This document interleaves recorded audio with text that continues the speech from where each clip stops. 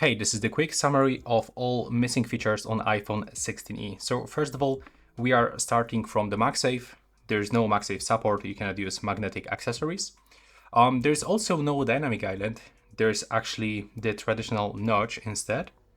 And there's no ultra wide angle camera. We can only find here a 48 megapixel main camera.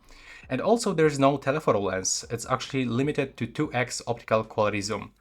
And on this phone, you actually cannot find the Wave 5G support, so it only works on standard 5G frequencies.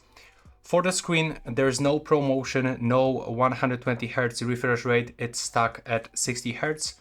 There's also no always on display, there is no titanium frame, this one is aluminum. There's no Thunderbolt port, it actually uses a standard, USB-C port. There's also no LiDAR scanner, so it will affect AR capabilities and night mode portraits. And there's no, this button for camera. And there's no spatial video recording, or for example, there's no macro photography mode. And yeah, this is it, all the most important missing features of iPhone 16e.